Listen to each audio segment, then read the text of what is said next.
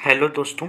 आशा करते हैं कि आप लोग अच्छे होंगे। आज दोस्तों हम लोग देखेंगे संविधान का भाग 1 और भाग 2 और 1 से लेके 11 तक जो भी आर्टिकल है दोस्तों ये देखेंगे और साथ साथ इसके डीपली क्वेश्चन भी देखेंगे। और दोस्तों हम लोग देखेंगे कैसे नागरिकता ली जाती है, कैसे नागरिकता ख़त्म की जाती है, हमारे देश में कैसे राज्यों का स्थापना होता है, कैसे नाम चेंज किया जाता है। इससे रिलेटेड जितने भी क्वेश्चन होंगे दोस्तों हम लोग इसके बारे में आज ये देखेंगे। आइए दोस्तों, आप लोग का समय न बर्बाद करते हुए हम लोग डायरेक्ट क्वेश्चन पे आते हैं। और दोस्तों अगर ये वीडियो आप लोग को अच्छा लगा हो तो आप हमारे चैनल को सब्सक्राइब कर दीजिए और इसे स्टडी रिलेटेड ग्रुप में शेयर भी कर दीजिए। दोस्तों जैसे कि हम लोग जानते हैं भाग वन में दोस्तों आर्टिकल 1 से लेकर 4 तक आता है।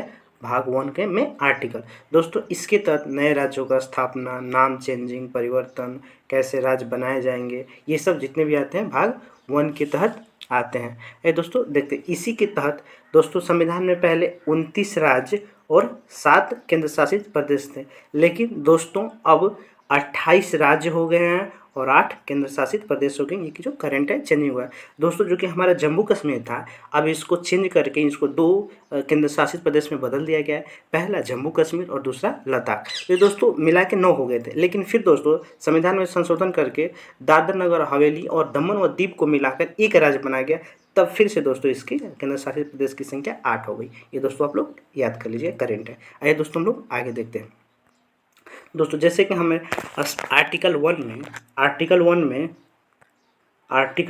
1 में दिया गया भारत अर्थात इंडिया एक राज्यों का संघ होगा। ये आर्टिकल 1 के तहत निर्धारित किया है। भारत अर्थात इंडिया राज्यों का संघ होगा, यह आर्टिकल 1 में दिया गया है। और दूसरा आर्टिकल है नए राज्यों का प्रवेश या स्थापना। जैसे नए राज्यों का हम प्रवेश करा सकते हैं, स्थापना करा सकते हैं, ये आर्टिकल 2 के तहत दिया गया है। और तीसरा है दोस्तों नए राज्यों का निर्माण और वर्तमान राज्यों का क्षेत्र, सीमा या नामों में परिवर्तन। जैसे दोस्तों आंध्र प्रदेश से अलग होकर तेलंगाना बना, बिहार से अलग होकर झारखंड बना। तो जैसे दोस्तों भी जितने भी नए राज्य का निर्माण होता है आर्टिकल 3 का होता है। और दोस्तों इनके सीमाओं और क्षेत्रों में परिवर्तन, ये भी आर्टिकल 3 के तहत किया जाता है। जैसे दोस्तों देख रहे हैं आज बीजेपी काल के में योगी जी हैं, जब मन करता है जिस शहर का मन करता है उस शहर का नाम चेंज करते हैं। चाहे मोदी जी हैं, किसी भी पोर्ट का नाम, किसी का भी नाम चेंज कर देते हैं। ये आर्टिकल 3 के तहत होता है। आइए दोस्तों आगे देखते हैं। ये दोस्तों उतना इम्पोर्टेंट नहीं, इसमें कहा गया है कि पहली अनुसूची और चौथी अनुसूची संशोधन तथा अनुपूरक परिणाम के विषयों को आर्टिकल 2 और 3 के दोनों को मिलाकर जो विधियां बनाई जाएगी उसके तहत ये काम करता है आर्टिकल 4। इतना इम्पोर्टेंट नहीं है। दोस्तों हम लोग आगे देखते हैं। भाग 2 दोस्तों भाग 2 में नागरिकता दिया गया है। ये आता है आर्टिकल भाग 2 में नागरिकता दिया गया, ये आर्टिकल आता है 5 से लेके 11 तक। ये भाग 2 के तहत नागरिकता आता है। जैसे हमारे देश में दोस्तों कितने टाइप की नागरिकता है, जैसे अमेरिका में आता है, अमेरिका में कितने टाइप की नागरिकता मिलती है। तो दोस्तों अमेरिका में 2 टाइप के नागरिकता मिलते हैं। एक राज्य की अलग नागरिकता होती है और एक देश की अलग नागरिकता है। जैसे दोस्तों अमेरिका में 50 राज्य हैं, अमेरिका में 50 राज्य हैं, तो राज्य की अपनी अपनी अलग नागरिकता होती है और जो अपना देश होता है उसकी एक अलग नागरिकता है। तो वहाँ पे 2 ही नागरिकता होती है। लेकिन इंडिया में है दोस्तों कि आपको एक ही नागरिकता रहेगी, ना आपको राज्य की अलग से नागरिकता नहीं बनेगी और देश की नागरिकता अलग से, एक नागरिकता आपको पूरे भारत में मान्य होगी। और दोस्तों नागरिकता अधिनियम 1955 में पहली बार आया था। नागरिकता अधिनियम 1955 में पहली बार आया था। और इसमें दोस्तों पूछा जाता है, डायरेक्ट क्वेश्चन पूछता है एसएससी एससी जेल में कि भारत में नागरिकता कितने टाइप से ली जाती है। तो दोस्तों भारत में नागरिकता 5 टाइप से ली जाती है। दोस्तों भारत में नागरिकता 5 टाइप से ली जाती है। पहली नागरिकता है दोस्तों कि ये पहली तो जन्म से, आप जन्म से ही भारत की नागरिकता ले सकते हैं। दूसरा दोस्तों वंश की परंपरा, यानी आपके पूर्वज भारत में रह रहे हैं, जो कि 26 जनवरी 1950 से पहले, अगर भारत में संविधान लागू होने से पहले जो रह रहे हैं जन्मेंगे, वो भारत के नागरिक ऑटोमेटिक हो जाएंगे। और तीसरा दोस्तों देशीकरण के द्वारा जैसे किसी आप आए रहने लगे, उसके तहत भी आप एक नागरिकता ले सकते हैं।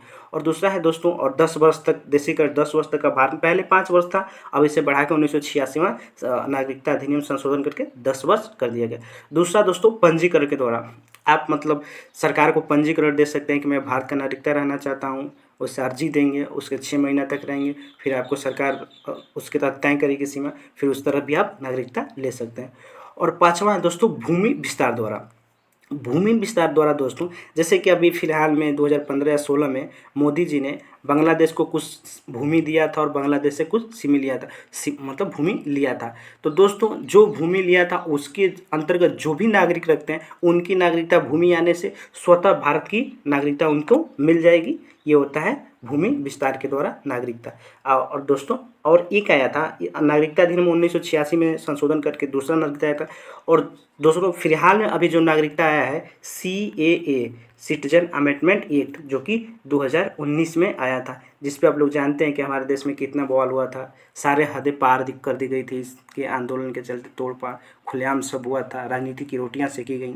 और दोस्तों ये लागू है 10 जनवरी, ये तो आया था अधिनियम 2019 में, लेकिन इसके जो द्वारा जो कानून आया था वो 10 जनवरी 2020 से इसको लागू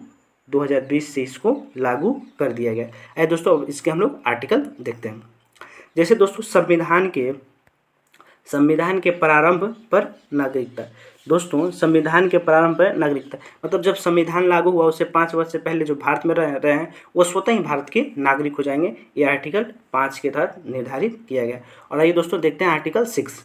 आर्टिकल 6 के तहत दोस्तों आर्टिकल 6 के तहत जो पाकिस्तान से जो भी व्यक्ति आया है, जो 1948 से पहले पाकिस्तान से जो भी व्यक्ति भारत में आया है उसे मतलब भारत की नागरिकता मिल जाएगी। उसे 6 माह का पंजीकरण लेना पड़ेगा। यह आर्टिकल 6 के द्वारा निर्धारित किया गया है। जो भी व्यक्ति पाकिस्तान से भारत आया है उसे नागरिकता दी जाएगी। और 7वां दोस्तों पाकिस्तान से परवजा मतलब जो दोस्तों भारत से पाकिस्तान चला गया लेकिन फिर भी वह भारत की नागरिकता लेनी चाहता है, तो दोस्तों प्रार्थना पत्र सरकार को देकर 6 महीने के अंदर ये भी भारत की नागरिकता ले सकता है। ये आर्टिकल 7 के तहत दिया गया है कि जो व्यक्ति भारत से पाकिस्तान चला गया है लेकिन उनके रीति रिवाज देख के वो और उनका रीति रिवाज देख कर चाहता है कि मैं फिर से भारत की नागरिकता ले लूँ, तो वो पहले था, अब दोस्तों ये नियम नहीं है, तो फिर से भारत की नागरिकता ले सकता है, जो कि 1 मार्च 1947 से पहले पाकिस्तान चला गया हो। ये दोस्तों आर्टिकल 8 देखते हैं।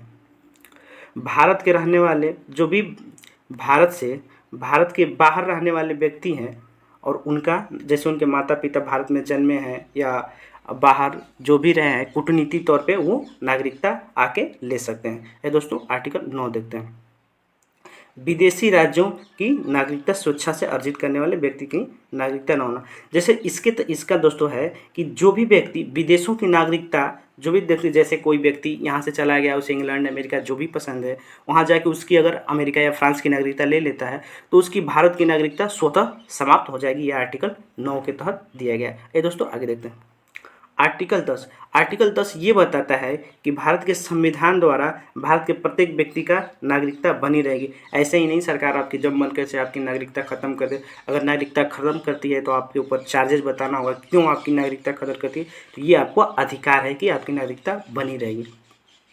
और दोस्तों यह 11वां संसद द्वारा नागरिकता पे कोई भी कानून बनाया जा सकता है जो कि लागू, जैसे भारत सरकार अधिनियम 1955 आया था, फिर 1986 आया था, जब फिलहाल में CA आया है सिटीजन अमेंडमेंट एक्ट 2019। जितना भी ये सब कानून बनता है ये आर्टिकल 11 के तहत बनता है। हमारे देश में ये कानून बन जाता है। दोस्तों वीडियो लंबा हो रहा है, इसके लिए हम लोग आगे देखेंगे मौलिक अधिकार, और दोस्तों इसके साथ विधिवत जानकारी भी हम लोग देंगे। अगर ये वीडियो आप लोगों को अच्छा लगा हो तो आप हमारे चैनल को सब्सक्राइब कर दीजिएगा। धन्यवाद दोस्तों, जय हिंद।